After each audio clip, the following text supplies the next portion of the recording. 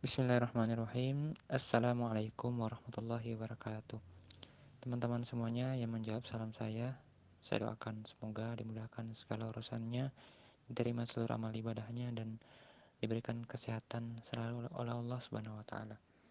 Alhamdulillah teman-teman semuanya, kita bersyukur kepada Allah Subhanahu wa Ta'ala dengan banyak-banyak mengucapkan Alhamdulillah.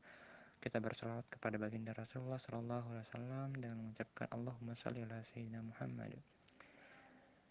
Teman-teman semuanya, di malam hari ini saya diberi amanah untuk menyampaikan kajian online. Temanya sebenarnya itu ada sedikit kesalahan ya, jadi sudah dikoreksi tadi. Jadi temanya yang akan kita bahas yaitu ketika dosa disalahartikan menjadi nikmat. Maksudnya gimana tuh? Nah, inilah akan kita bahas selanjutnya.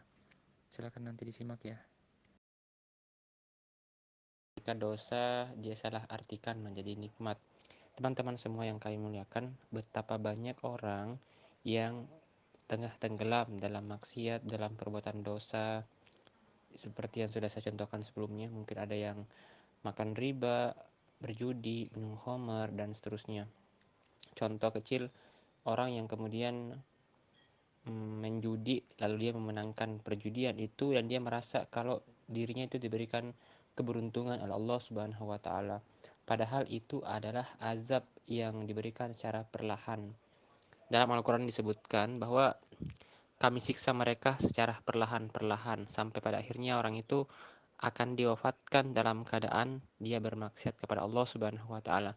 Maka teman-teman semuanya, jangan sampai kita itu berada dalam keadaan seperti itu, di mana kita jauh dari Allah, jauh dari perintahnya, melakukan keburukan, melakukan maksiat, melakukan dosa yang sebenarnya itu Allah biarkan kita seperti itu karena itu Allah berikan kita pilihan yang pada akhirnya jangan sampai kita berpikir, oh ternyata Allah melindungi saya, Allah menjaga saya. Ternyata enggak, justru di situ kita dibiarkan seperti itu terus-menerus oleh Allah sampai pada akhirnya Allah mewafatkan kita dalam keadaan seperti itu. Nah, maka teman-teman semuanya, sesungguhnya nikmat yang paling baik, nikmat yang harusnya kita itu diberikan oleh Allah adalah ketika nikmat itu kita bisa gunakan untuk melakukan ketaatan kepada Allah Subhanahu wa Ta'ala. Itulah bentuk kesyukuran kita atas nikmat Allah Subhanahu wa Ta'ala. Seseorang yang diberikan pendengaran, tapi pendengarannya enggak digunakan untuk mendengarkan apa-apa yang benar, justru digunakan untuk mendengarkan hal-hal yang buruk, maka enggak ada bedanya dengan orang itu yang punya pendengaran dengan hewan yang juga punya pendengaran tapi apa aja yang dia bisa dengarkan.